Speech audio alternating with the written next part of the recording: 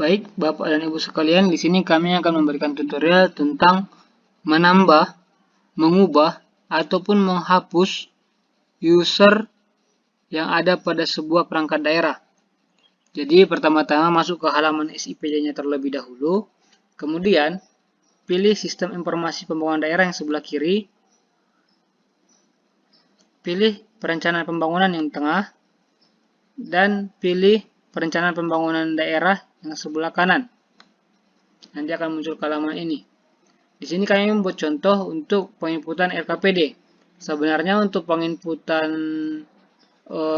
penganggaran ini bisa juga dilaksanakan, tapi untuk kali ini kami buat dalam penginputan RKPD.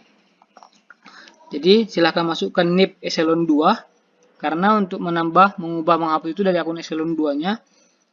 Kemudian buat password. Jika password dari eselon 2-nya lupa atau catatan-catatan sebelumnya itu hilang, silahkan hubungi admin daerah untuk mereset password dari akun eselon 2. Sementara nanti untuk akun eselon 3, 4, ataupun nanti akun staf yang lupa itu diganti atau direset oleh akun eselon 2-nya.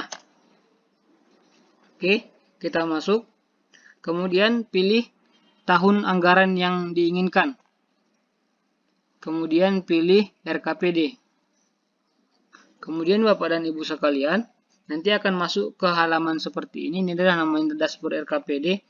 Untuk menambah, yang seperti yang tadi itu, kita harus masuk ke data dulu, data pengaturan SKPD. Caranya dari garis 3 yang di pojok kiri atas, ambilkan ke pengaturan, user, SKPD. Kemudian nanti, list dari semua pegawai dalam SKPD tersebut akan terdaftar. Jadi silakan Bapak dan Ibu jika ingin menambah, pilih tambah user. Kemudian masukkan NIP. NIP ini nanti berfungsi sebagai username. Kemudian masukkan namanya. Kemudian pilih jabatan. Di sini berbeda jabatan, berbeda yang bisa dilaksanakan. Saya berikan contoh untuk kepala bidang, dia cuma bisa input anggaran. Kepala subbidang, dia bisa input anggaran dan verifikator usulan aspirasi. Ini maksudnya untuk verifikator pokir ataupun usulan-usulan musrembang. Jika dia staf, dia punya 3 aksesnya. Input anggaran, pengusul usulan standar harga, dan verifikator usulan aspirasi. Jadi, silahkan internal Bapak dan Ibu menentukan setiap pegawai dapat melakukan apa saja. Oke. Ini saya centang. Kemudian disimpan. Nanti dia akan masuk ke list yang ada di bawahnya. Kemudian, jika menambah sudah, kita masuk ke mengubah. Mengubah ini berarti kita harus mencari data pegawainya dulu. Silahkan Bapak Ibu cari di list yang sudah ada atau mencari di sini di pencarian yang paling atas.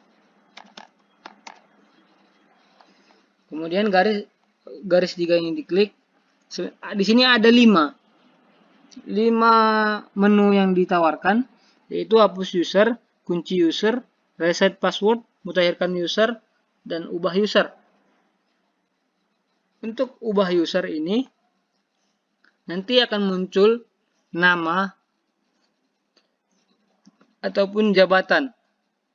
Jadi, jika memang namanya ingin dirubah atau jabatannya ingin dirubah, silahkan Bapak dan Ibu rubah sesuai keinginan atau keputusan rapat di internal Bapak dan Ibu sekalian.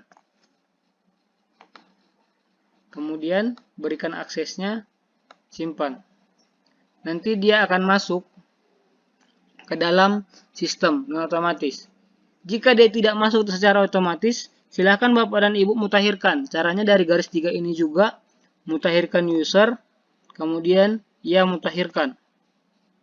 Nanti dia akan memutakhirkan data yang setelah kita ubah.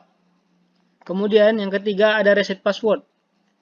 Reset password ini misalnya begini, Bapak dan Ibu yang telah memiliki akun mengganti passwordnya. di tahun lalu mungkin atau beberapa saat lalu, sekarang ingin dipakai lagi dia lupa. Jadi jika dia memang kepala bidang, kepala subbidang ataupun staf, dia akan meminta ke akun yang memegang akun eselon 2 untuk mereset password. Silakan nanti reset passwordnya. Dia akan kembali ke password pertamanya. Oke, ini reset password, sukses. Kemudian untuk kunci user.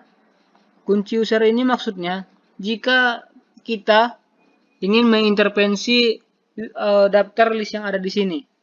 Jika memang dia tidak dibutuhkan untuk menginput data, silahkan dia dikunci dulu sementara. Tidak perlu dihapus. Nanti kan jika memang untuk membuat rincian dia diperlukan lagi, silahkan dibuka kuncinya. Misalnya seperti ini, kita klik garis 3, kunci user. Nanti di sini dia akan terdaftar sebagai nonaktif.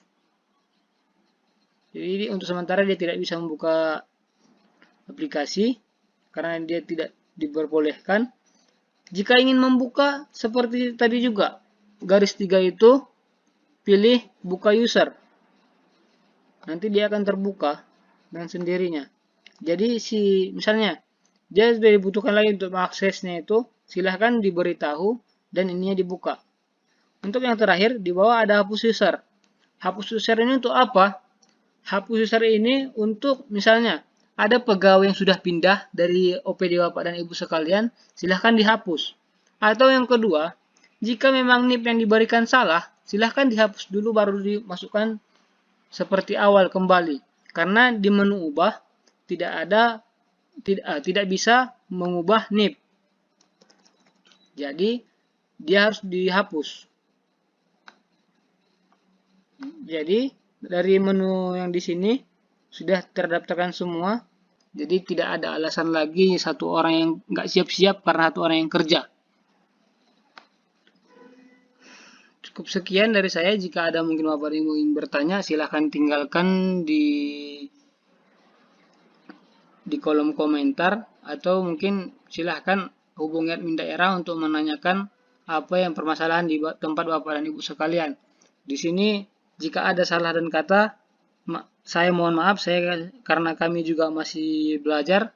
Mungkin jika ada masalah terbaru atau update terbaru, silahkan disampaikan, nanti akan kami perbaharui lagi untuk kedepannya. Mungkin cukup sekian. Terima kasih.